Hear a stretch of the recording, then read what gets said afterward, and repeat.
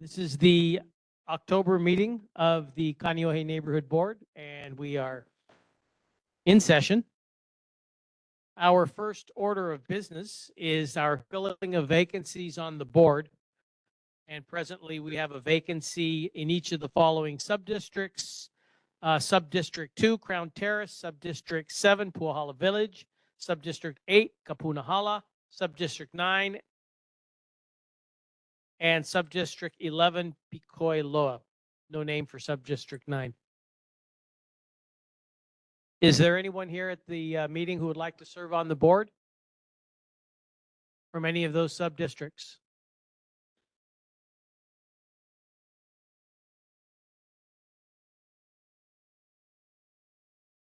Hearing none. Moving on to the next order of business, and that is our city and state monthly reports. Do we have a report from the Honolulu Fire Department?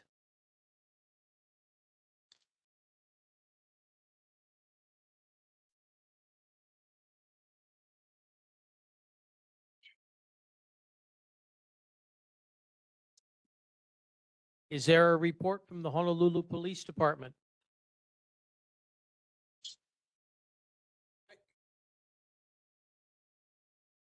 Hello, can you hear me? HPD online? Yes. Okay, hi, sorry. Couldn't be able to attend in person, but I'm Lieutenant Agu with the Honolulu Police Department. I have the statistics for Kaneohe for the month of September. There was 1 motor vehicle theft compared to 6 the previous month. There were 2 burglaries compared to 1 the previous month. 22 various thefts compared to 19 the previous month. 5 UAMVs or break into vehicles compared to 5 the previous month. And there were no robberies reported last month, and there was no robberies the month prior. And I can take any questions if there are any. Are there any questions for the Honolulu Police Department? Question. You have a question? Welcome. Yes, Neil. I would like to ask a question not related to your report, sir, if I may. Are there any ordinances or restrictions regarding boat parking on residential streets, Honolulu County or in Kaneohe? Boat parking on residential streets, trailered, obviously. Yeah, that's an ongoing one. I'd have to look up the specific ordinance number and we can get back to you. But for regular parking, if it's like a hazard or it's blocking traffic, you can call 911 and they can make an assessment right away. If they can't tow it, they will. Part of the issue lies with the ability for us to tow it. Because if it's too heavy, our zone tow, our contracted tow cannot tow it. They have to get a special vendor to do that. But also there is A permit is not up. Okay. Go I'm ahead. sorry, so you're breaking up. So, yeah. Okay. So I'm talking about larger boats, Yeah. obviously, not little skiffs. Actually, you might even consider some of them ships if you were in the Navy. But so let's say you're 40 foot by the time you talk about the trailer and the output and they're parked on the street. There is no specific ordinance governing that. Wider than a car too. That would be relevant. Yeah. Wider than a For truck. sure. Yeah. Yeah, it just, like I said, if it creates a hazard or it blocks the roadway, there's an initial assessment we can make right away, but then it would come down to the ability to actually tow it. Yeah, with the equipment that we have, they would have to do a contract tow if it's a hazard, or like similar situation would be like if there's an accident and then like a very large vehicle hits something, flips over, lands in a road, whatever. Our zone tow can come with the equipment that they have and tow it away. There's like a certain contract process that they got to go through. There are people on standby for that, but it doesn't happen right away for sure. Okay, another question. Is there any ordinance or restrictions regarding vans or commercial vehicles, such as, a van or a lettered truck, for example? Any ordinances or restrictions on the number of that a homeowner can say have on the street? I'm an electrical contractor. I have 1 truck, no Mhm. worries, okay? I come home with my truck. I'm an electrical contractor. I have 15 trucks. I park them in front of my house. Is that, no restriction? Is that correct? Just looking before- Yeah, so there's rules that apply to a lot of those. I couldn't give you those off of the top of my head. I have to look them up. And then it also depends, like I said, the initial call for us is if it's a hazard, if it impedes traffic. As far as the regulations governing that, that tends to be like a permitting or a taxing issue. That's not necessarily something that I'm really knowledgeable about. Okay, so, and I bring this up in reference to something that's come up here before, Mr. Glamping, who's actually up in Sub-District 2, but it's sort of close to my house. So I'm fielding some questions regarding the 10 or so glamping vans that the gentleman parks on Haiku Road. And before I give an answer to that, it's not against the law. I'd like to be sure I know what I'm talking about. So Mhm. if you could shed some light on that, if it isn't against the law, I'd like to know that it is not. Okay. Yeah, well, like I said, from off the top of my head, I couldn't give you an answer right now. I would have to do some research and run it up the chain and see what actual violations, if any, there are. I don't know it. Like I said, I couldn't give you an answer right now off the top of my head, but we can definitely do some research and get back. Thank you. I appreciate it. Sure. Question. Question, Chair. Go ahead, Donald. Thank you, Chair. Thank you, Officer. I just wanted to ask a question. When giving vehicle citations to somebody violating the speed or whatever, how is it done? Is it a digital type of signature you get on your pad, or is it a paper pad that you give the client? Patrol wise, in general, the violator is given an opportunity to sign the citation. They can refuse to sign it. The traffic division, from what I've told, we don't have these capabilities, but they have the ability to do digital issuances. The solo bike guys and some of the traffic guys, the traffic specific officers have that ability. We haven't been trained in it. We don't have that in patrol. It's generally you hand them the citation and they sign for it, or they can refuse to sign. And there's a check block that we check off, refuse to sign or gave a reason or whatever, or unable to sign sometimes. Yeah. Okay. Then my question is there a date and time stamped on that citation for your record and for the individual if they get the ticket? There's a date and time of issuance, and if they're given a court date, there's a court date and time that they can appear. Or there's also a process on the citation that gives them the opportunity to either write in or request the citation being waived. There's instructions on the citation on how to do that. So can an individual mention when that date and time of that speeding occurred on the H3? Would that be able to get that? It's not available to the public. Well, that one would be hard because it goes through that whole thing that Lieutenant Gonzalez had instructed you about, because the citations are all collected at different times. Yeah, so it doesn't go into like a general database here at the station. All the citations go to the what are they called? Their Violations. right, the violations, the bureau or whatever they're called. So we here wouldn't necessarily have that ability to do that because 17 officers in general working different citations at different times. We don't compile that. We sign the citations saying that we've received them here at the station, and then it gets sent to up the chain. Yeah. Okay, so I can get traffic violation. Thank you.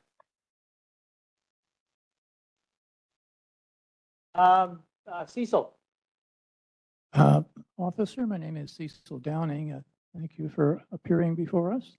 And I just wanted to ask you one question regarding a citation.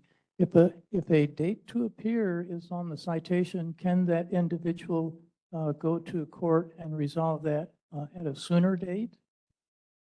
Well, like I was trying to explain a little earlier, there's an opportunity you can write a letter, like say, you're going on vacation, the day that you're issued the citation, you cannot make it or something like that. So the court will take that into consideration. But the reason they give dates is because of the way the backlog at the court is. They cannot give you a citation today and say you need to appear tomorrow. there has to be a time for it to be processed. The citation gets sent up, it gets sent to court, and that's why the date is roughly a couple weeks beyond the date of issuance. There's an actual calendar that's on the citation, and then every court is different. So Kailua Court, they have certain dates. Town courts, they're kind of Monday through Friday, but I couldn't tell you the times off the top of my head because every district's slightly different when they have court. Like I know when I worked out in Waihawa, there was court only 2 days a week, so it was fairly condensed to those 2 days. Kaneohe, we have the ability to be more frequent. So there is a process on the citation on how you may be able to contest the citation or either request a different court date for another reason or you can actually ask for it to be dismissed or rescheduled. Yeah. Okay, thank you. Any other questions for Honolulu Police Department?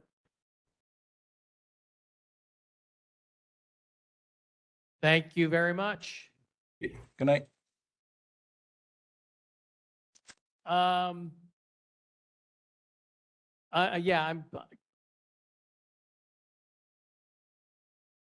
Kahiapo. HFD, you have a report?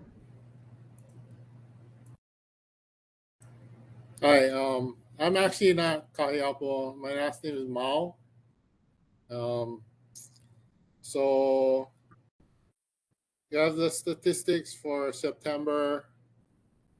Fires, we had 0 structure fires, 0 brush fires or wildland fires. There are 4 nuisance fires, 0 cooking fires, 2 activated alarms, no fires.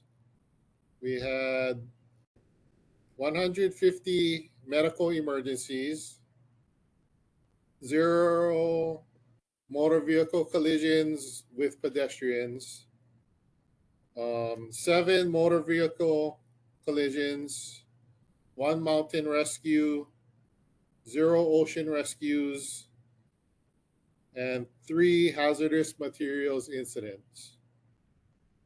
The fire tips and announcements. It's Fire Prevention Month. National Fire Protection Association sponsored Fire Prevention Week from October 8th to the 14th. It's a national campaign promoted through October. And then this year's theme is cooking safety. Cooking fires are the leading causes of most home fires and fire injuries. Unattended cooking is the leading cause of cooking fires and deaths. To help keep your family safer, there's a few rules. Turn the pot handles toward the back of the stove. Keep a lid nearby when cooking. In case there are small grease fires, you can slide it over. In distress. And turn off the burner. And then watch what you heat. Set a timer to remind you that you're cooking. And then have a kid or a pet-free zone at least 3 feet around the stove and areas around where there's hot food or drink. Air 1, Enter 30, Battalion 3, overdue kayakers, Kailua Beach Park, 4. You good? Yes, that was it.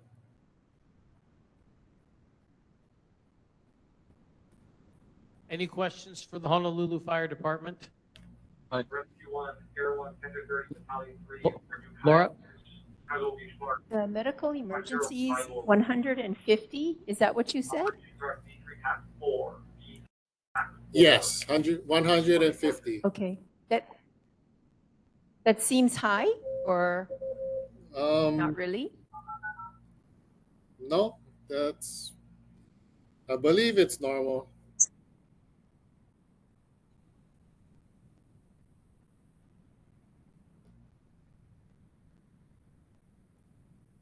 Chair.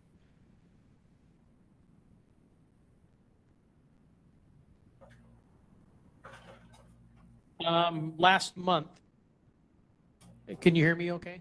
Yes. Last month, there was, actually it was 2 months ago, there was a community member, Kaluhiva, asked a question about a rescue on the mountain and where did it occur. And during last month's meeting, the response was, you can look that information up, or it can go through our chain of command and we'll bring it to you at our next meeting. So we are at our next meeting. Is there an answer to that question? Yes, I believe I emailed it to you this afternoon, but um, it was on the Likeke Falls Trail, which is behind Ko'olau Golf Course. Yep, I see the email now. Thank you. I'll pass that on to Rocky, Auntie Okay. Rocky. Mahalo. Any other questions for Honolulu Fire Department?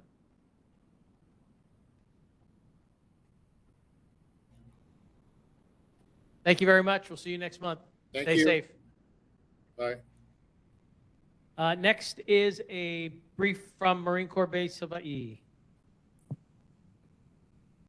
Chair, board members, members of the community, good evening. Got one announcement tonight. I brought a special guest, Mr. Lance Lee, who's also a Castle grad and our Director of Installations and Logistics at the base. He's going to tell you a little bit about our energy resilience initiative that we're pursuing. Thank you, Major Fox. Again, my name is Lance Lee. I'm the Director of Installations and Logistics, also called the S4 at Marine Corps Base Hawaii. Born and raised in Kaneohe. I went to Ohimanu King and Castle and served in the Navy, retired, and was blessed enough to be stationed at Marine Corps Base Hawaii. Finished out my career.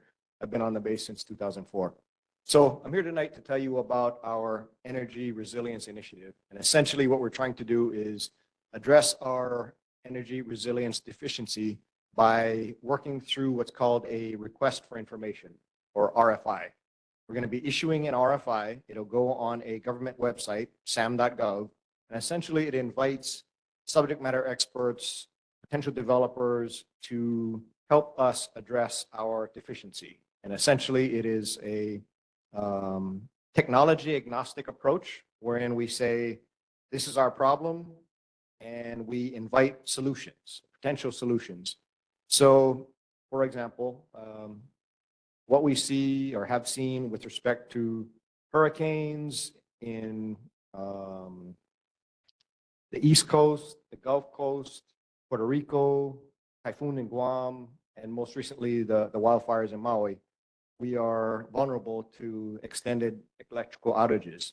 And in the event of an electrical outage or a prolonged electrical outage, we have a very difficult time supporting our tenants and their missions, which is the primary mission of Marine Corps Base Hawaii, is to support our tenants. So this RFI is going to enable folks to tell us how we could generate electrical resilience through generation, storage, probably a mixture of both.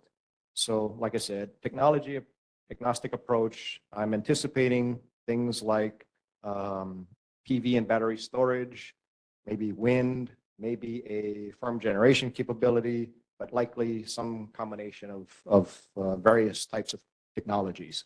So we're anticipating posting this RFI here in the next day or two, and we will host an industry day wherein respondents who have given us information and want to come to the base to listen to us and take a tour of the base and see what sites are available. We're going to post a map as well, but essentially if they want to come to the base and get their eyes on the actual base itself, they're invited to come. We'll do a bit of a brief, and then we'll do a tour of the base and show them the prospective sites. And in essence, we're going to capture their inputs, analyze them, probably contract out some engineering expertise, and then come up with potential solutions. We'll partner with Hawaiian Electric, because Hawaiian Electric intends to issue another request for proposal, probably at the end of the calendar year in 24.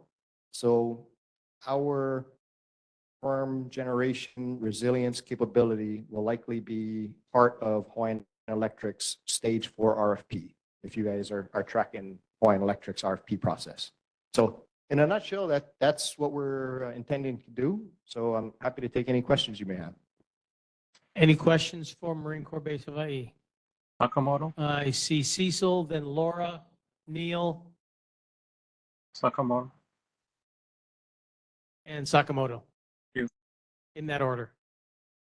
Cecil Downing. My question is, do you have anything printed hard copy on that or somewhere where we can go online and address, take a look at what you just presented to us? I didn't bring the RFI with me. Our RFI will be posted on sam.gov here in the next few days, sam.gov. So it's accessible to the public. Would you be able to send me that link Sure. to the RFI so I can disseminate it to the board members and they can disseminate it to their constituents? Thank you. Okay, thank you. So are we talking about energy just for emergency use, or this is going to be for, a turnover, a changeover to full-time energy use for the base? Good question. It is primarily to provide us with energy resilience in the event of a prolonged electrical outage. If, for example, it includes PV and battery storage, it may be supplementing the already roughly 7 megawatts of PV that we already have. So it may be a capability that produces electrical power and reduces our demand on the HECO system. We don't really know. So like I said, the request for information really is an open-ended technology approach to say, hey, here's our challenge. Tell us how you think we should best solve it. And sorry, last question, the timeline for your final decision to choose the method? Timeline right now is issuing the RFI in the next few days. We'll tentatively schedule the Industry J somewhere around the 16th of November. We'll receive inputs, probably analyze them, and come up with some recommendations and a preferred way ahead somewhere around the first part of the year. And then given HECO's timeline for their stage 4 RFP, we'll be providing our input to HECO.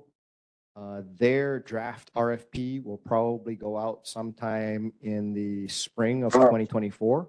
And our input would be part of their RFP. They anticipate several months of public comment and PUC review. And then, like I said, they're anticipating issuing the RFP sometime in late 2024. You're welcome. Neil Flytel. So I'm curious as to why the expenditure would be done by HECO and not the federal government. If you're talking about some form of emergency generation or wind power or some alternative source, or even more efficient light bulbs, it seems that why is that coming down on the side of HECO, which can ill afford to do anything, as opposed to the federal government? Good question. We have had a number of different initiatives on base over the last, I've been on base for 19 and a half years. We've had a number of different energy conservation initiatives. So things like you said, changing the T8 light bulbs to T12s, LEDs, daylighting. We also have water conservation measures too. But we do a lot of different things through various sources. And we have a number of different energy savings performance contracts, which I don't know if you're familiar with that term, but essentially we work with a energy savings company. They propose energy saving initiatives that have some sort of payback. We don't outlay any money. We pay them basically for initiating these initiatives for free, but the energy savings, we pay them instead of paying HECO for the electric bill. Yeah, But not to infer that the federal government has lots of money, and I know getting anything for infrastructure on a Marine Corps basis like pulling teeth. Right. But Right. it seems like emergency generator, a substation of some former electrician, some sort of emergency generation apparatus is a permanent fixture. I'm hearing this, okay? And it's probably not something that HECO is really set. It's not a HECO thing. So interestingly, we have been talking with the Public Utilities Commission, Hawaiian Electric Company, the City and County Resilience Office about our initiative, and they're all supportive. As you all probably know, there is a single point of failure with respect to power coming to the winter side of Oahu. All of the generation occurs either in the south or the west part of Oahu, and then it comes over the Ko'olau Mountains and provides our electrical power for all of us. And so we've been working with HECO for quite a while now in terms of how we can be more resilient in the event of, a severe weather event or fire or something like that. And so what they've told us is that it will likely take several weeks. If that line is damaged somehow, to replace that line, it'll take several weeks. So for us, we can't afford to be out for several weeks. We do have backup generators at some of our facilities, but we do not have the capability to power up the entire peninsula. So to answer your question, working with HECO, this is an initiative that helps us and them. There is potential for generation on the peninsula that exceeds our requirement. So that excess capacity can be pushed out the grid, outside the fence line, to help the neighboring communities. So our RFI specifies our peak load. Peak load meaning, what we require basically in the early evening when everybody's home and so forth. So our peak load is roughly 18 megawatts. If there's a way for us to generate an excess or the capability to generate an excess, the balance can be pushed outside the gate. And that's really what we're looking at. And that's what they're looking at as well. Does that answer your question? Thank you very much. Mr. Sakamoto. Yeah, thank you, Chair. This is another question I asked last month with the government shutdown. How are you folks prepared if there is one in November, middle of November? And then how is Mokapo gas lanes? Has it been reopened yet? Or I asked that question some months ago. That's it.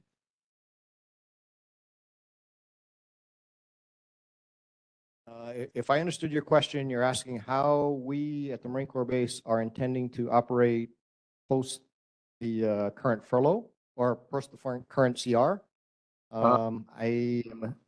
Is that correct? What a government. Yes, Yes. that's the question, is Okay. if the government shuts down, is Marine Corps Base Hawaii prepared to respond to that? Okay. In the event of a government shutdown, there are essential operations that continue, but a lot of the civilian employees like myself would be furloughed. So yes, the Marine Corps base would not totally shut down. There would be essential operations that continue, but for the most part, all of the non-essential functions and personnel will not be working because of that shutdown. The other question was the gas lanes. The gas lanes that are on the corner of Harris and Mokapu is shut down temporarily because of required repairs to the above ground storage tanks. The project was recently awarded, so you should start seeing activity here soon. So once the construction or repairs are completed, the gas lanes will be reopened. Thank you. Any other questions for Marine Corps Base Hawaii? I think I do.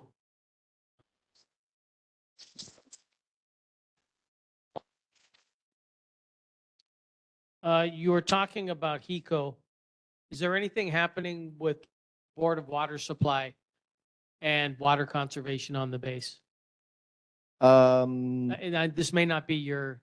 It is. So we have had a couple of meetings over the last 2 years with Ernie Lau and a couple of his staff members. We've talked about our water usage, and in our last meeting, they were actually very satisfied with our water consumption.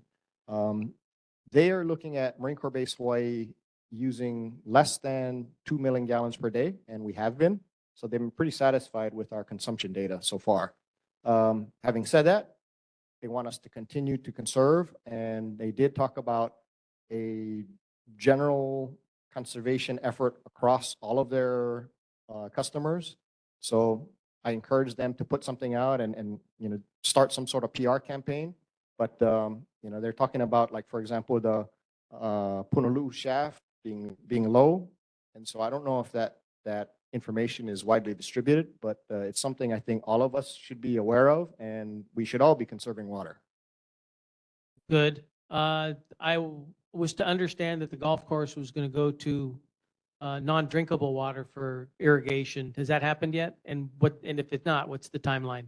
Okay, good question. So we have used R2 or recycled water from our water reclamation facility on and off to irrigate the Clipper Golf Course since 1966. So I think most people don't realize that. Unfortunately, there are periods of time where we had to take that system down due to maintenance, or at one point, I think it was the chlorine source was from China, and we had to find a different source and so on. So we've had multiple periods of time where that system was down. Most recently, we took it down for maintenance, and when we asked the DOH for approval to restart the system, they said that their requirements had changed. And so in essence, they're requiring us to establish what they call a contact chamber, which essentially is a big holding tank wherein all of our treated effluent goes into this holding tank, stays in there for a period of time, roughly 15 minutes, and then it can then be sent to the Clipper via a force main line. So that's where we are now. And we're sort of in a point now where we're in a holding stage. We have a military construction project on the books now that we are hoping to get in 2024 that will enable us to do a number of different things in the water reclamation facility, primarily provide redundancy, which is something that the Department of Health has identified as a deficiency for our water reclamation facility since about 2001. So we've been pursuing this project for about 20 years now. And essentially, if we get this project, we will have redundancy, we will have improved controls, and probably relevant to your question, we'll get R1 water, which is a higher quality recycled effluent. So once we get the R1, we will not need a contact chamber. So that's kind of where we're going right now. If we get the 2024 military construction project, we're just going to pursue that. And then once we get R1, we can pump R1 effluent to the Clipper Golf Course, as well as use it throughout the base for irrigation and industrial purposes.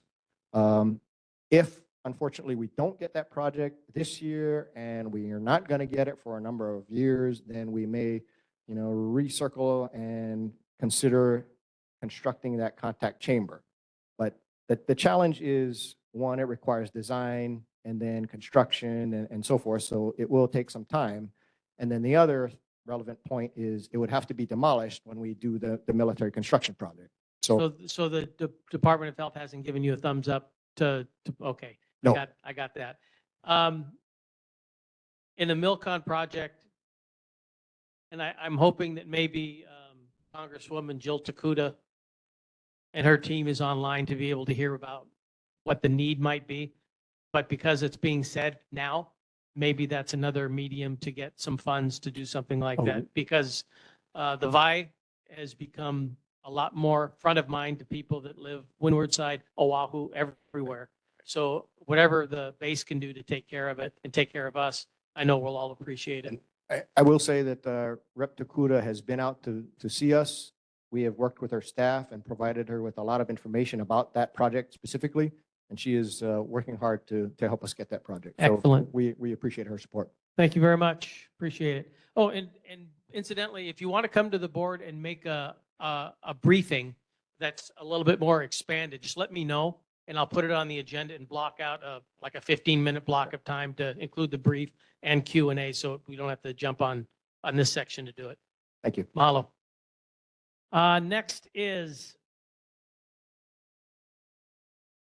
I'm sorry? Do you have a question to Marine Corps Base Hawaii?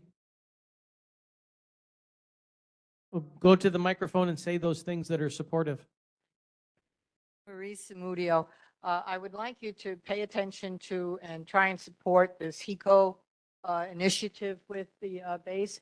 HECO, a couple of years ago, had a 5-year initiative for Olapoko, trying to establish for us a more resilient, follow-up. You're saying that a couple of weeks, if those lines go down or those towers go down, it used to be months.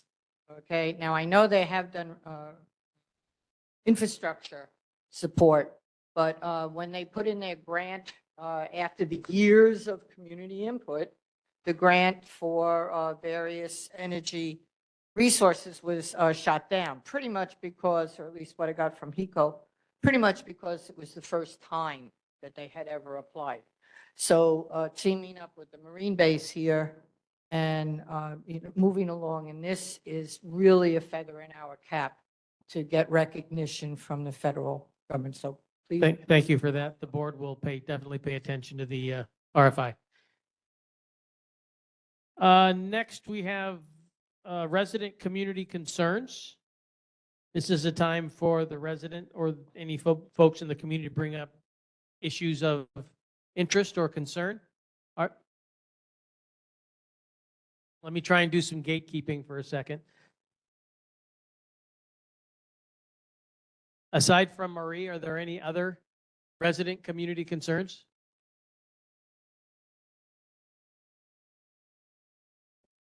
All right, off you go.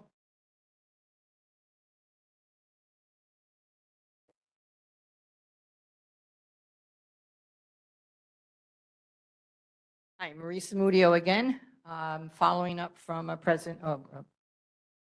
moments that I dealt with you last month about getting our communities more involved in response and recovery to a disaster of some sort. I represent CERT, which is Community Emergency Response Team. The sheet that I gave you, the top part is an explanation of what CERT is and how it works. We have a training program, free training program for community emergency response coming up in January. It's an Eventbrite. That's all on your informational here. I've told you what communities on Oahu are active in community emergency response. And then the bottom part is what I really want you to pay attention to. Okay, and that is for the community of Kaneohe. I'm also presenting this to the Kahalu Neighborhood Board at their neighborhood board meetings. And what we are looking at are things, and I tried to describe this as best I could for you, things that are called pods, C-pods, hubs, okay, and pop-up hubs. The pop-up hubs are rather more noticeable since Lahaina, because these are the things that neighborhoods set up in an emergency response, okay? So, and then the last one in red, okay, is another aspect that is exceptionally important for communities to get involved in, and that's your ham communication. If anything goes down, and even your best, they're gone, even your best generators are going to go out if we have a long-term electrical failure. Okay, you have no gasoline, you're not feeding anything. So ham radios, and particularly with solar power, are the only way that we might be able to communicate. And that's pretty much it, I think. Okay. Question, Thank you. question, Yes, Sakamoto. just wait a second, Donald. Thank you. Go ahead, Del. Chair, thank you. I had the opportunity to sit down with Marie last week and go over this. One of the requests that I have for the board, Chair, is if we could set up a PIG with a group of board members to look at potential areas to put pods in place here within the greater Kaneohe area. And I'll take that offline afterwards, Chair, for that. But I did want to follow up. And again, Marie, thank you for all your efforts put forth. Appreciate it. Very much for that. And in conjunction with that, I saw your committees that you have on your agenda, and you have a number of committees that definitely fit into this need. Okay, thank you. Thank you. Mr. Sakamoto. Thank you, Chair. Marie, I met you at the last meeting, got your card and you got mine. I deal with public transportation, bus and paratransit handy van with the city's Department of Transportation Service for over 13 years now, advocating. What is your connection with the city's Department of Transportation in evacuating people in natural disasters using the bus or paratransit for disabled elderly kupuna or other individuals? Who's that a question to? Sir, Marie? We have no official connection. That's all city and county operations and the bus. It's got nothing to do with us. Okay, Thank you. thank you. Any other questions, comments? Cecil? Thank you, Mr. Chairman. Ma'am, I see down here number 5 in red is ham radio communications. Vital aspect. Do you know who all the ham radio operators are and how to, how they stay in touch and communicate issues? I know an awful lot of them, yes, and we have a number of them in the Kaneohe, Kahalu, or actually Poco region.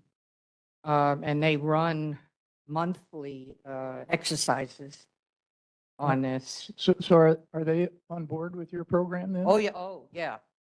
In fact, if you don't get your ham license, they really give you a hard time. Yes. Okay, thank you. Thank you very much. For those board members, it's been requested that we establish a permitted interaction group or PIG. We do not have quorum at this time to do that, but my question is, do we need a quorum to establish a permitted interaction group, or can I do it? I can do it? Need quorum, okay. So much for the powers of the chair. As soon as we get quorum, let me know, and then I'll bring that forward. I will. Do you want, you could just do it to the Emergency Preparedness Committee and then have them meet about this. Great idea. Up to We you. already have a standing committee. Thanks. All right, moving on to the next item in the agenda. Unless there are any other community concerns. Hearing none. Next is elected officials. Anybody from Congresswoman Jill Takuta's office?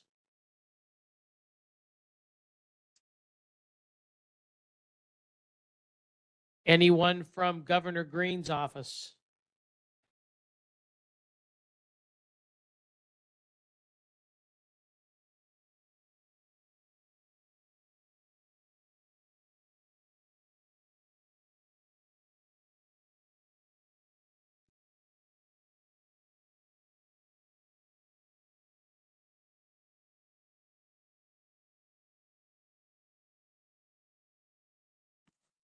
Let the minutes reflect a long pause when asking for a governor's representative to attend the Kaneohe Neighborhood Board's meeting. How about a representative from Mayor Blangiardi's office? Here, Radke, Andy Kawano, Director of Budget and Fiscal Services, City and County of Honolulu. Got some things to update from the mayor's October newsletter that I'll post in chat. Mayor had an article on his stance on enforcing public welfare laws.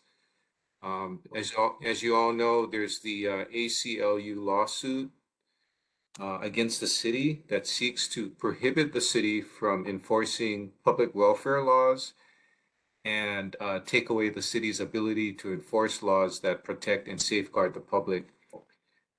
The city disagrees with the ACLU's lawsuit and believes that homelessness is a complex and pressing issue that affects everyone on this island. And the mayor wants to assure everyone that the city is committed to addressing this issue with compassion and empathy and will focus on long-term solutions, working with our partners at the state and in the nonprofit community. With regard to safety tips for Fire Prevention Week is from October 8th through October 13th. I know it just passed, but I think it's good to continue to suggest awareness. The Wildfire season is now year-round, and with drought conditions that have increased the threat of fires across our island home, the mayor's office suggests that everyone visit the Honolulu Fire Department's Instagram and Facebook pages whenever possible to review tips for fire prevention. During the last meeting, there was a question that was not covered. There was a member who inquired on the status of the parking lot at Kaneohe District Park. In response, Department of Parks and Recreation provided the update that the parking lot of concern at Kaneohe District Park is now open. No vehicles over 5 tons signs have been posted in the area of partial collapse. And so this is where the sinkhole is. That area has been sectioned off to help prevent further damage to underground storm drain lines. The Department of Design and Construction is working on amending an existing capital improvements project contract to include the reconstruction of the entire parking lot. This project will also include curbing, lighting, landscaping, and replacement of the underlying storm drains. The timetable for the project will be provided at a later date. As you all know, because of the Maui wildfires, we at the administration continue to look inwardly with regard to our preparedness. And we are going through a planning process as we speak. We just had an extensive training session on disaster recovery put on by a nationally known consultant on FEMA funds recovery.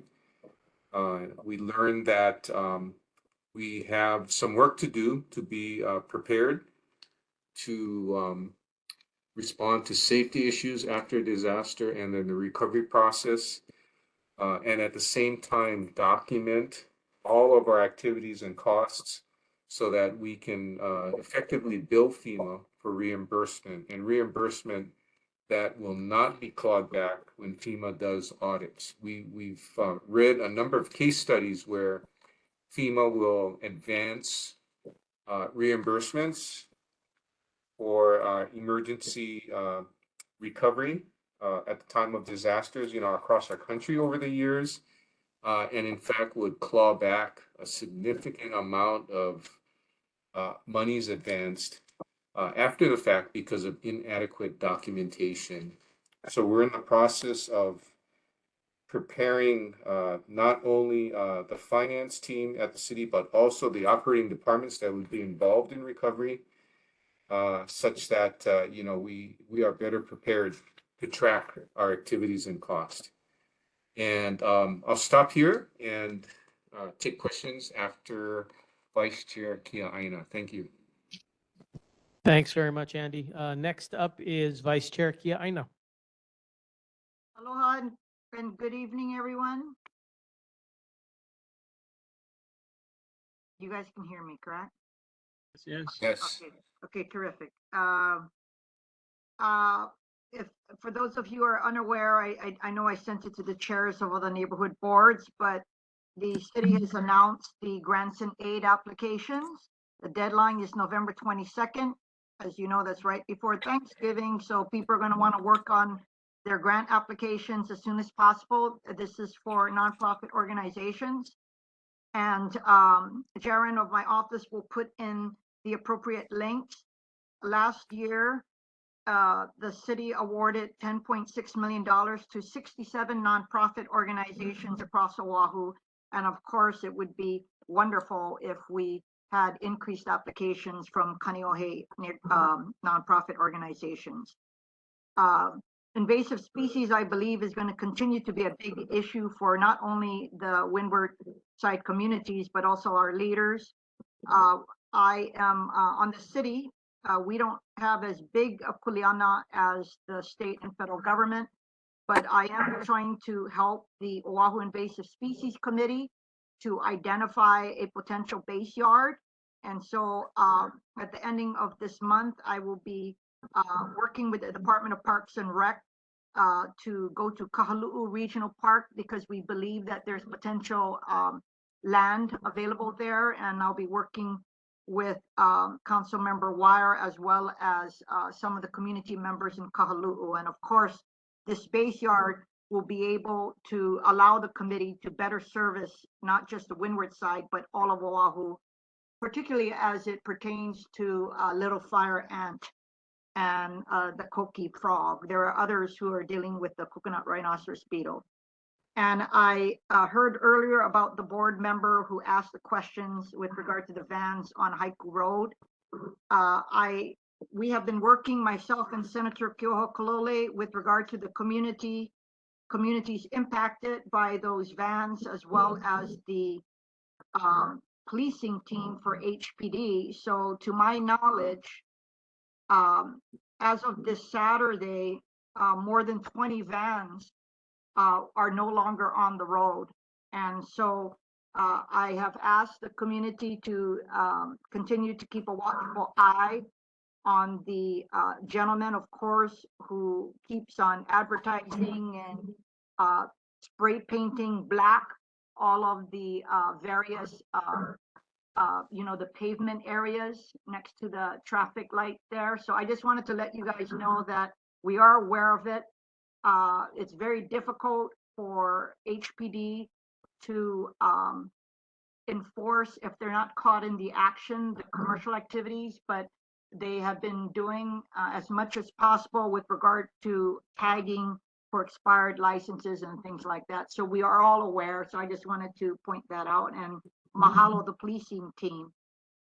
Lastly, I just want to say that in getting briefed by the policing team, I was not aware that we only have a 5-member policing team for all of the windward side, down from 9 pre-COVID.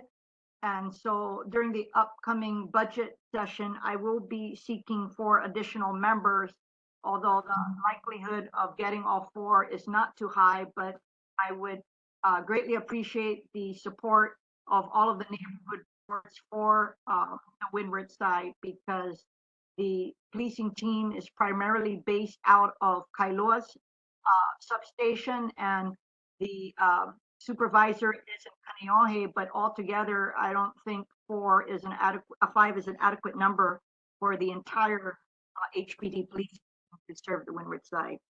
And that's all I have for tonight, if anyone has any questions. Thank you. Any questions for the mayor's representative and for Vice Chair Kiaina? Cecil, go ahead and put that microphone close to your mouth so we can hear you. Okay. Yep, perfect. And then Neil. Ms. Councilman, my name is Cecil Downing, and I'm not sure if I'm asking the right person this, but is the council aware of the proposed rate increases by the Board of Water Supply?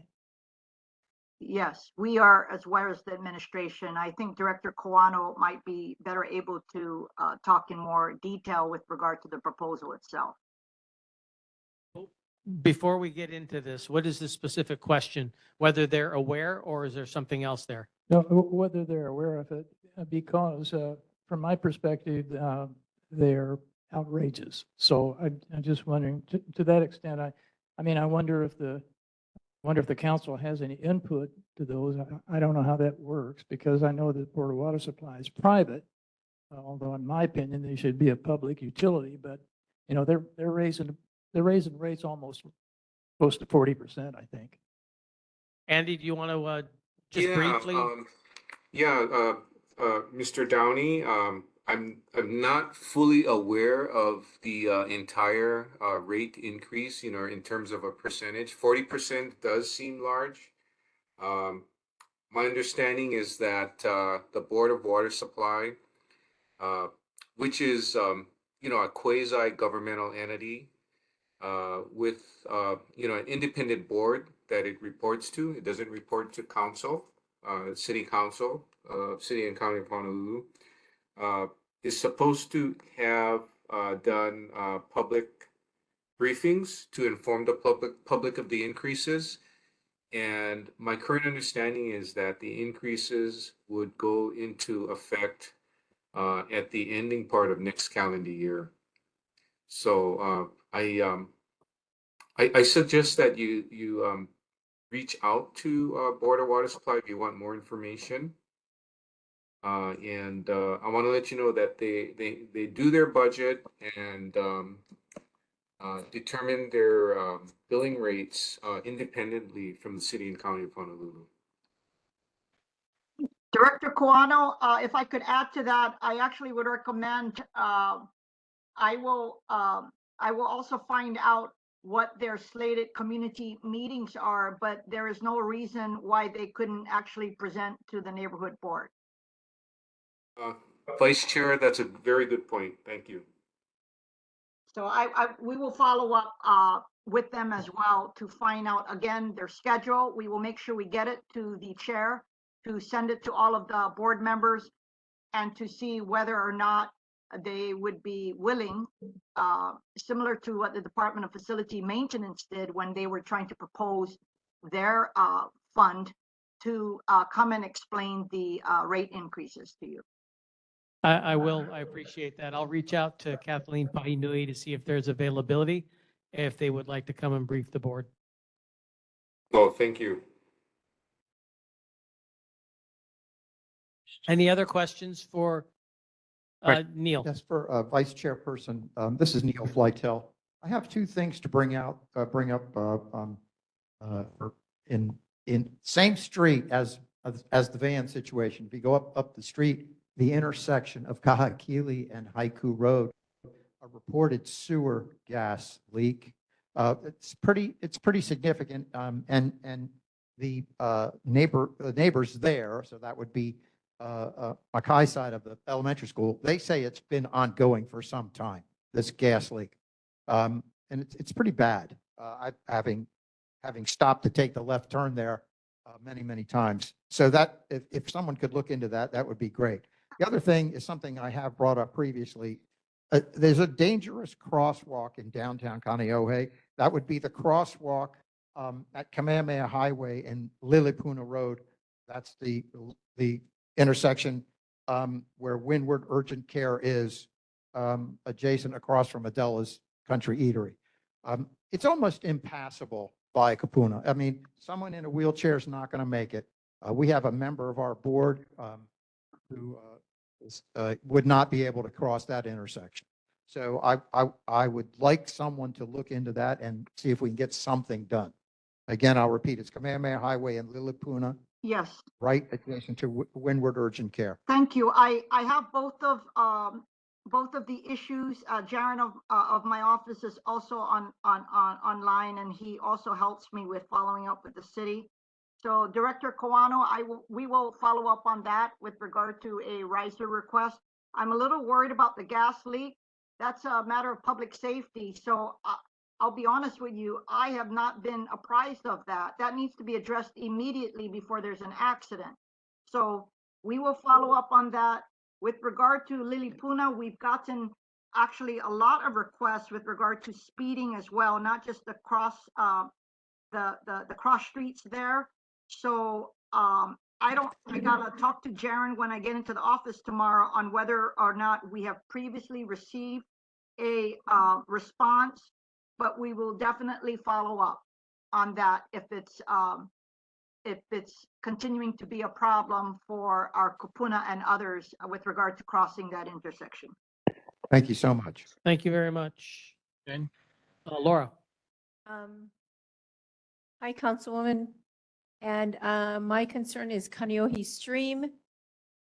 There are probably 30, 40-foot trees growing in it. And I'm just wondering, when is it going to be cleared again and again? And then there's like a little waterway in between the strip mall that there's a Korean barbecue. And then on the other side of that strip mall is another, like a dental office, Kaneohe Dental. And I think a mobile company and some eatery at the corner. So it is filthy. It's full of trash. And I believe we were told that the businesses or whoever, owns the property owns half of that waterway and the other half belongs to that other person. How can we get people to clean it out? Thank you. Thank you so much. So two things first, because when we get these requests, sometimes I need to be very specific with regard to the location. So if you don't mind, I'm going to have Jaren of my office follow up with you tomorrow with regard to the exact location of the trees that you're referring to at Kaneohe Stream. With regard to the second issue you raised, that sounds a little complicated to me. So again, I think what would be helpful for me is to have my staff follow up on the specificity. Everything you just described to me would be insufficient for me to adequately put in the request. So I will have him call you to make sure that I get it right before we put in the request. Okay, thank you very, very much. Thank you very much. Also, if you could also check to see whether or not the Kaneohe Neighborhood Board could adopt a stream. I don't know who you. That should be absolutely. I'll follow up. I think, Jaren, are you on an agency actively does? I think DFM, the Department of Facility Maintenance, actually works with communities with that. So thank you. I will follow up on that and get back to you. Mahalo. Chair, if I, Dale. thank you, Chair. I just want to reconfirm for Councilman Kiaina, the Board of Water Supply did make a formal presentation to the Kaneohe community about 3 months ago, so that was done. We did also put a link on the board minutes where the board members and members of the Kaneohe community could go to for a link on an update on exactly what the taxes and the increases would be. That's number one. Number two, I have a question from the minutes that were posted, and that had to do with, it's kind of a state, kind of a city and county in between, and that was referencing Kahanaho Circle private access. And I'm just wondering if either of you might have any update from the city level on that. Yes, I do have an update. Thank you. I was in contact with Elena Bryant because when we got the response, we weren't quite sure when they responded to us, because when it said action taken, it actually said public access. So we wanted to make sure. And so my staffer followed up today. So basically, with regard to this particular property, it is not under the city's Department of Parks and Recreation jurisdiction. And the department does not conduct any maintenance or repair work at this location. What I would, if people would like to follow up, what would be helpful for me is to know a neighboring TMK in the area so that we could go and do a Google map and find out exactly who is the owner of that area. So my understanding is that is a private access road. At the moment, we need to do more follow-up, but with regard to city jurisdiction, there is none. Is that answer your question? Yes, it does. Thank you. Any other questions for the mayor's representative or vice chair? Sakamoto. Mr. Sakamoto, is that you? Yes, thank you, Chair. Go ahead, Donald. Okay, the question for Andy. Andy, it was reported in a Civil Beat article recently about DPP having problems with issuing permits. I've talked to some residents in Kaneohe who have issues getting their permit for some time now. What is going on with that? How to resolve it? And then I posed this question to you a few months ago about the salaries for the mayor, the cabinet, prosecutor, the council. Have you found the monies for that salary increase? And then, council member, can you elaborate how did the RPZ bill, the restricted parking zone, how did that go? What's all about? Okay, I'll let Director Kawano go first. Okay, so with Mr. Sakamoto, with regard to the Civil Beat article on issuing permits, can you give me a little more information on the subject with regard to the article? What was the problem that was brought about? People were getting ahead of the people that were complaining, went to the mayor and then also talked to Sam Moko, and somehow they got their permit before the other people. Okay, so the mayor does not provide, I can share this with you, provide any preferential treatment to any particular um, applicant for permit. I believe what happened on this instance, and I'm not sure how Civil Beat got the information, an applicant talked to the mayor during one of last year's mayor town halls with regard to permit applications. And I gotta be honest with you, I attended half of those town halls. I split it with my deputy, and a lot of permitting issues come up.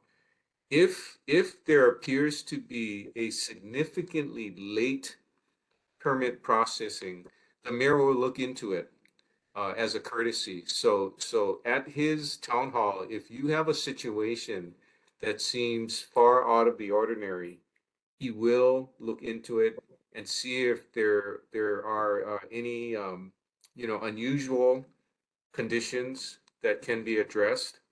And I know he stresses to everyone that if anyone has been waiting for a very long time, and I've heard a year, 2 years, please notify us. You can write to his office.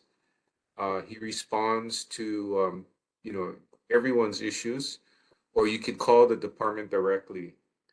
And I'm not aware of any preferential treatment by DPP or the mayor's office to expedite any permit, specifically.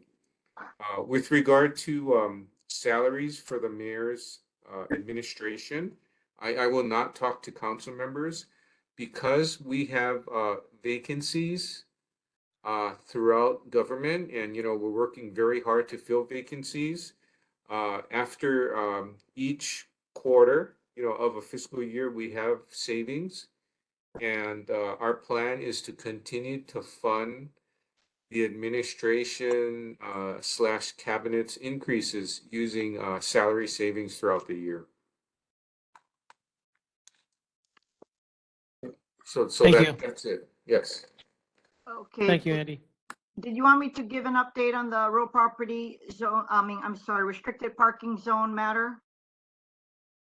Chair? No, there wasn't, the RPZ wasn't meant for Kaneohe. The RPZ that was being discussed had to do with somewhere other than here. Was that correct? No, that's actually not correct, but did you want me to answer Mr. Sakamoto's question?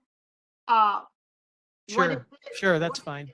I think the media, they made it sound so complicated, but in my mind, this is what it did. So I'll make it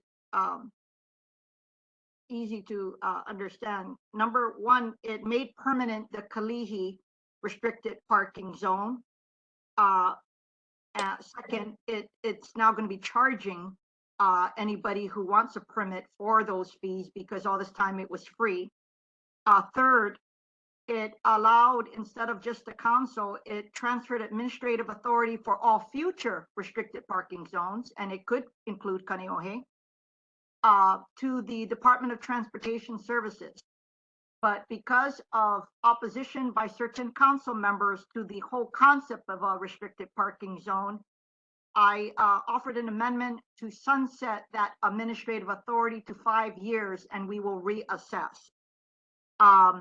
And then I think an issue that you guys would also care about is that there was an amendment offered which would prohibit half a mile from any beach that RPZ would be prohibited. So the answer is Kaneohe would be eligible, but it'd be very, very difficult given the fact that only one restricted parking zone can be authorized by DTS per year.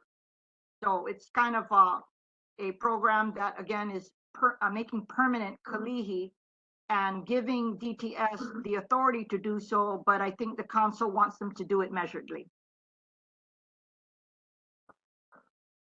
if anybody has any questions about that, please contact us and we will have the Department of Transportation Services give you the parameter. Well, actually, we can show you exactly what the law has, but we can also have DTS maybe give you an idea of the process to be undertaken. Thank you. Jaren just put my Thank you. email back inside the chat box as well as my number. Thank you, Vice Chair. Any other questions? All right, moving on to our senators. Representative from Senator Kaneohe Kalole's office, followed by Senator Awa.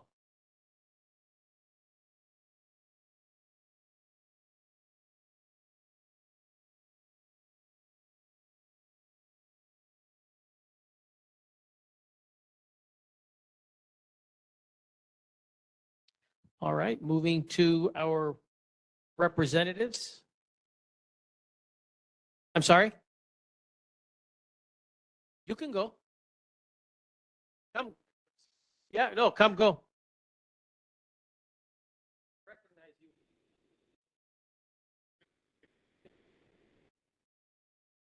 Aloha. It's my first time here. I wasn't on crutches. You know, let me put it down so the memory is not of me leaning over. Real quick, talked about the water earlier for the Marine Corps Base Hawaii. Tell you what we did. We were looking way out on the other end of our district, and a long time problem, a 10+ year problem out of Dillingham Airfield. We were leaking more than 1 million gallons of water because of leaky pipes there. The Army controls it. The Department of Transportation manages it. Nobody could get them to come together and agree to fix it. That just happened. So we're now saving a little over 1.1 million gallons. So we did from that, we tried to parlay it through the governor's office. Remember, the holdup for the Marine Corps Base Hawaii to use its current gray water to water the Clipper Golf Course and not use drinking water.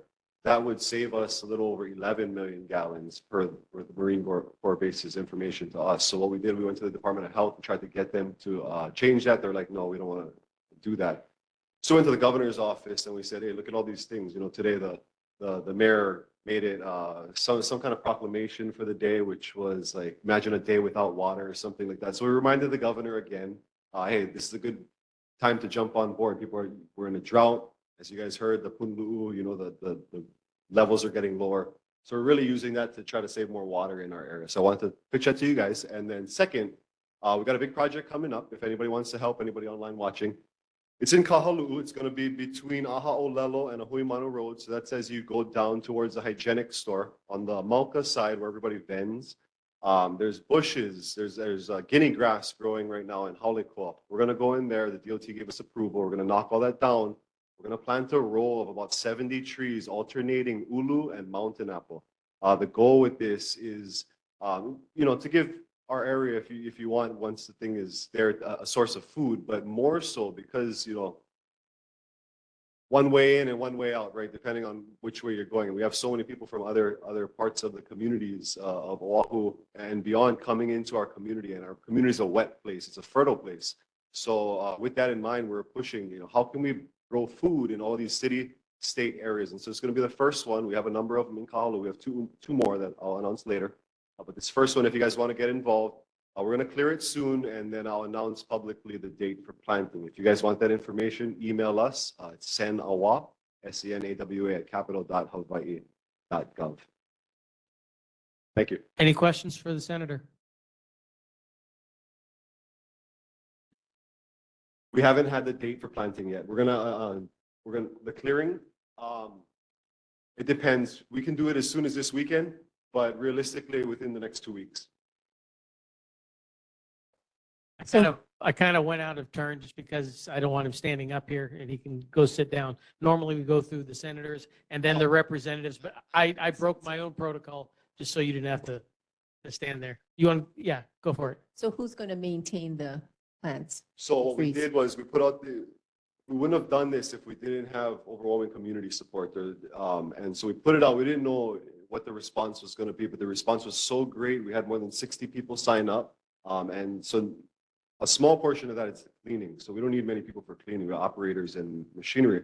But the larger portion was, the idea is, if you know anything about me, three things. It's one, make this place so that locals don't have to leave, and make it so that outsiders stop coming in and invading our space. Second thing, with our land, that's the same thing. It's, there's so many invasives. How can we remove it? How can we plant things that we can use? So the two kind of go hand in hand with everything that we're doing. I know I kind of got away from your question, but we're trying to connect the community, because we believe if you connect the community to the land, then there's that sense of place. And it's not just, we can go live in California, Utah, or Las Vegas. It's no, we take care of the 5 trees over here.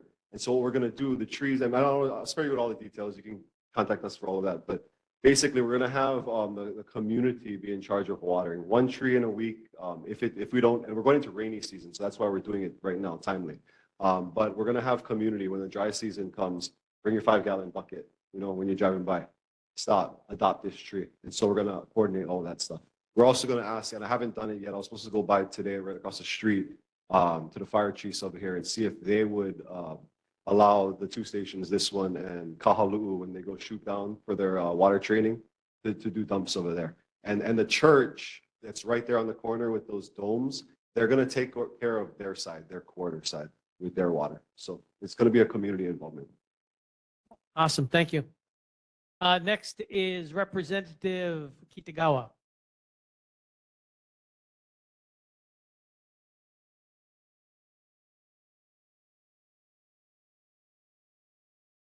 Followed by Representative Matayoshi. Good evening, everyone.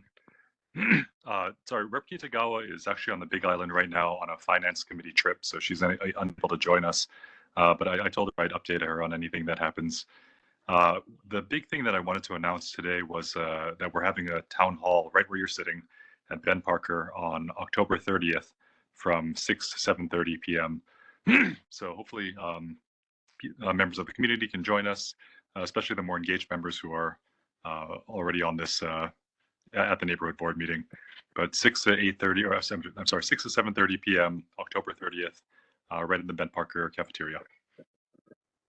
Other than that, I think, the efforts of myself and Senator Keokalole and obviously the other Windward legislators are continuing to put pressure on Department of Agriculture to change its rules to allow them to better address the little fire ant infestation that's happening all along the Windward side and really throughout Oahu.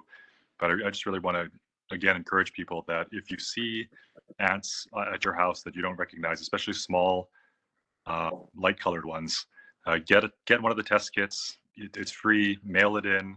They'll identify it for you. And again, they will come to your house and treat them for you for free if you just let them know. And we have a number of known infestations already in Kaneohe. So if you live on a street and you want to know if you are living in an infested area that we know about, you can email my office. You can email pretty much any of us, and we'll get you the list of streets that we know have little fire ants on it.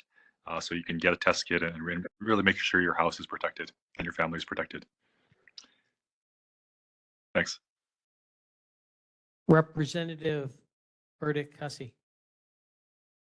Aloha, everybody. Sorry I couldn't be there with you in person today, but I do intend to be there next time. Let me just share screen really quick so I remember what I was going to say.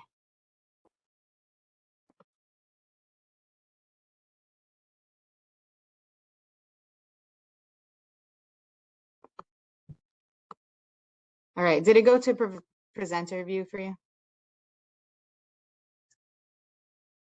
Okay. So I've got wildfires on the mind. I was just working on the draft report today for the Wildfire Prevention Working Group. I'm excited to announce that on November 1st, that draft report is going to be going public. And on November 17th, we have a public hearing at 10 a.m. It should be about 2 hours from 10 a.m. to 12 p.m. So please read that report and give your feedback on the report.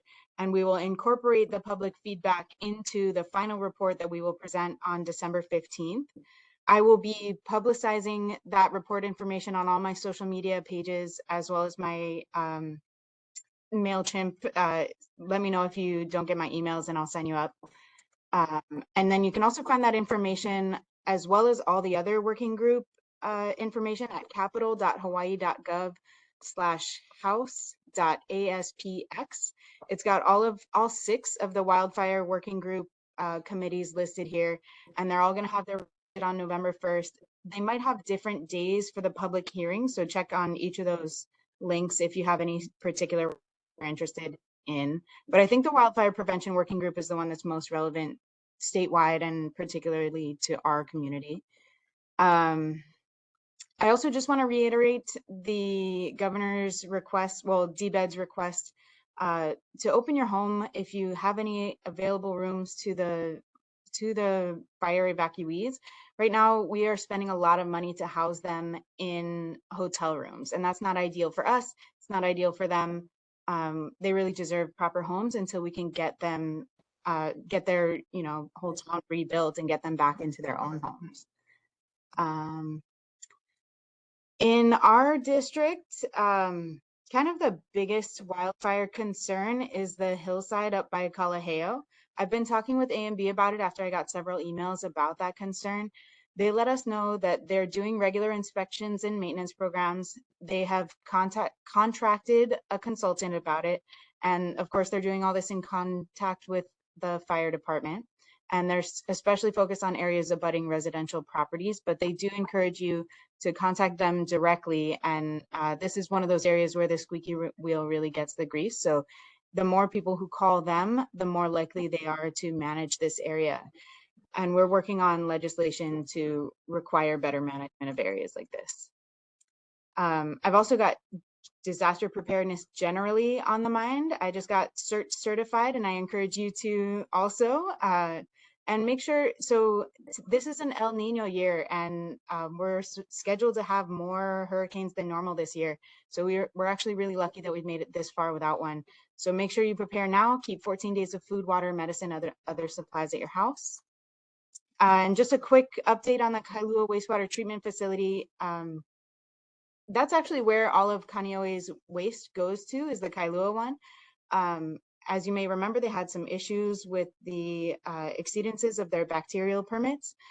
And so the federal EPA has recently issued a consent decree requiring them to upgrade a lot of their equipment and basically do things that were already on the docket of things for them to do, like getting that extra UV sanitation step. And this is on top of a previous consent decree they had from last year, and on top of the state DOH gave them a notice of violation, an order, and fined them $434,000. So as usual, I'll keep you updated if anything else happens on that. And that's all I've got for you. Any questions for any of the senators or representatives?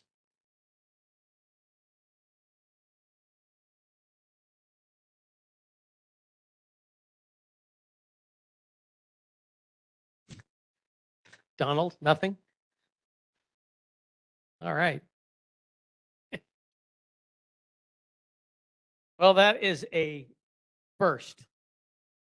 I don't quite know what to do. I'm not prepared to move on to the next items on the agenda. Chair, can you hear me? Sorry, I was unmuted. Sorry. Can I ask a question? Go ahead, Donald. Thank you, Chair.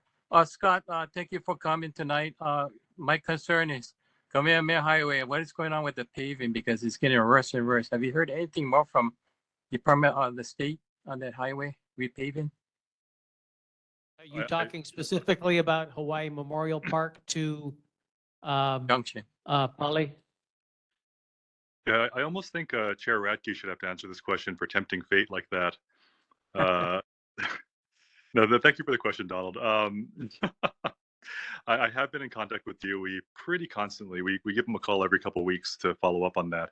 They've promised me that that once Liki Liki Highway is done, and I haven't heard the final all clear for Liki Liki Highway yet, that they're going to move on to that one immediately thereafter. But I'm driving on that thing. I did get them to patch it twice. So I mean, it used to be so bumpy that my phone would get knocked off its holder.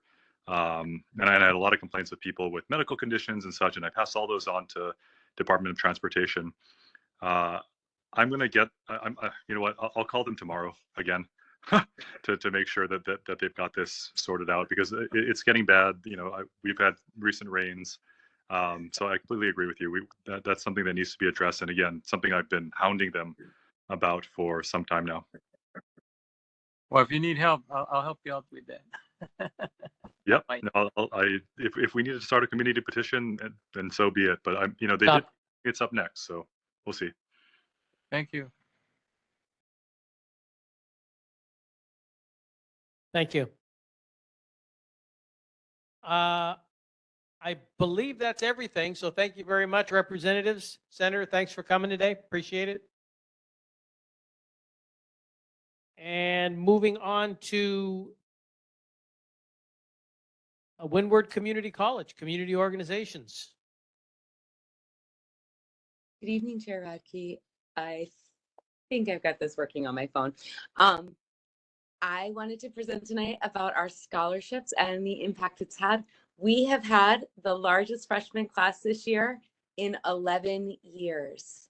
So since the time when I remember that we used to have students having to park on our lawn because we ran out of parking. Unfortunately, that's not quite the case this time because so many classes are online, but we're full of students again, and it's really a blessing as a college.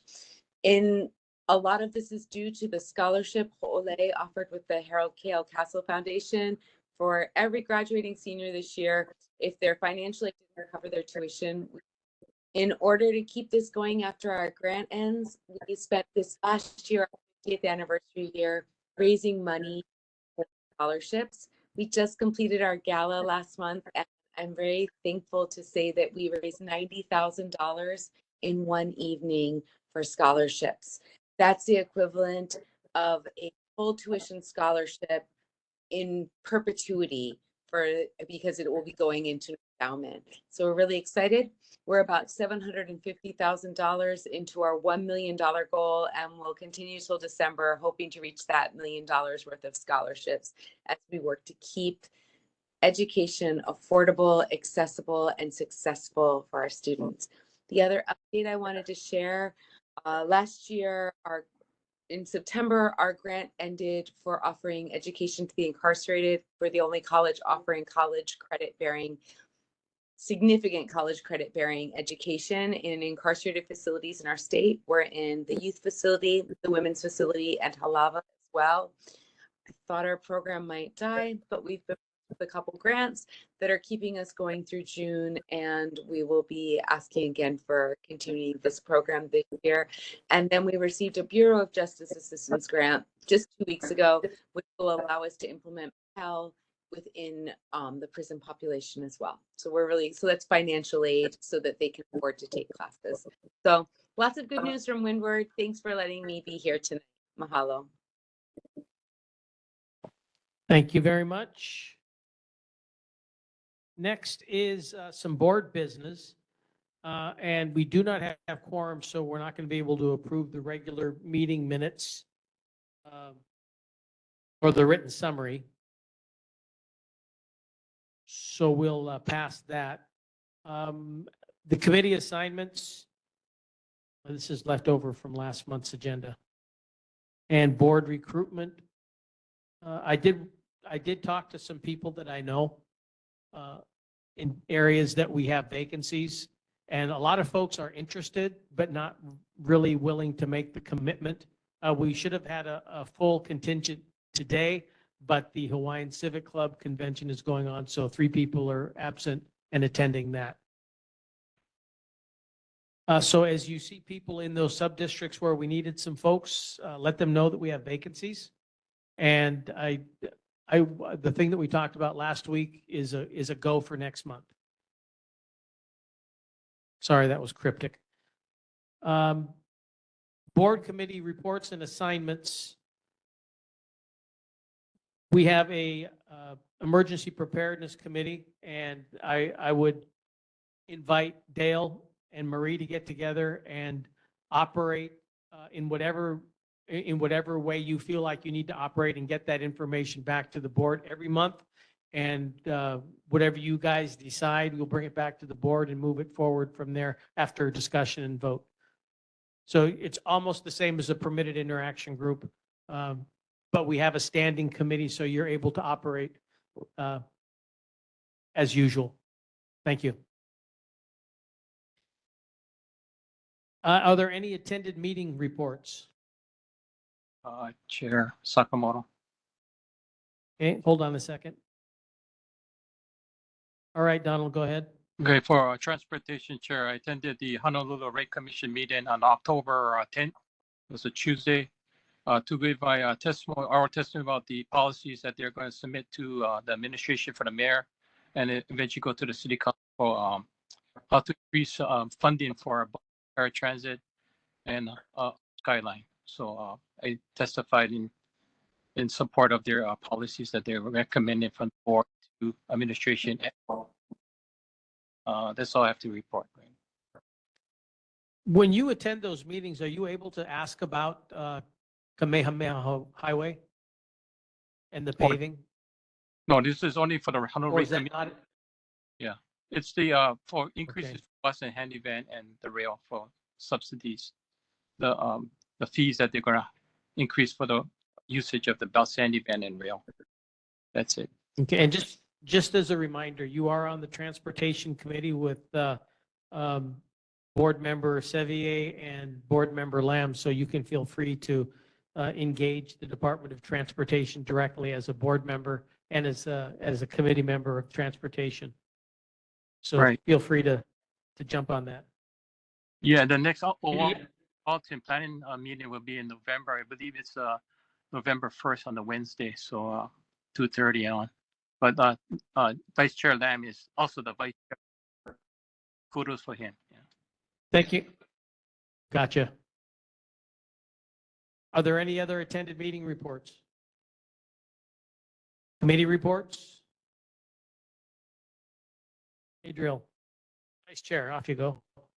Yeah, I just had a discussion with the Oahu Metropolitan Planning Organization. They're just looking at ways to be more effective. I think the biggest problem with OMPO is that a lot of neighborhood boards have signed up be members, but not showing up. So we can't make quorum at a lot of these meetings.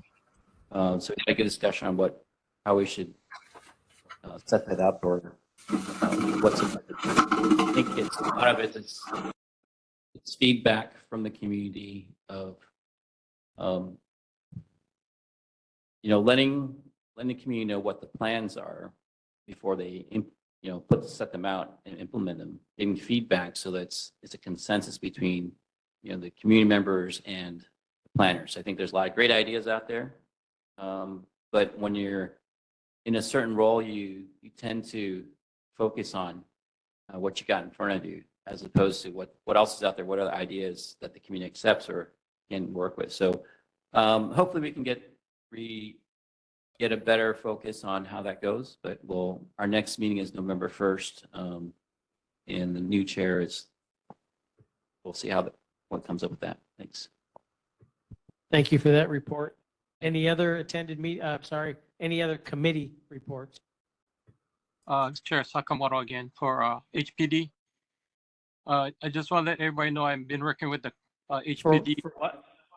HPD. Police Department. Yeah, I talked to Chief Logan this morning on the radio station about crime mapping.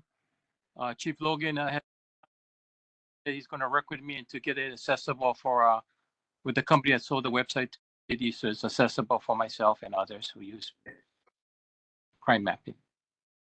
Kudos for Chief Logan. Yeah, it's very. Yeah, Donald, why don't you try turning off your camera and seeing if that doesn't improve your bandwidth, because you were very choppy. Couldn't hear what you were saying. Can you hear me now? I could hear you before, but it was very choppy. Why don't you try turning off your camera? Yeah, I turned it off, I believe. Can you hear me now? Okay. Yeah, I just want to let you know that I talked to Chief Logan on the Rick Amata radio show this morning, and he's helping me with the crime mapping for the HPD website, so it's accessible for the people who are blind or disabled. So kudos for Chief Logan for doing that for me. Thank you. Got it. Thank you. If there are no other board committee reports or assignments at this time, if there's anybody here on the board who would like to serve on a committee, just let me know. Which I'll help Dell with the start stuff then. Yeah. Like Dell and.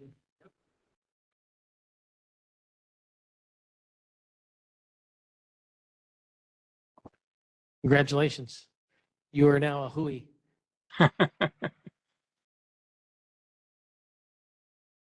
Acknowledged in the community.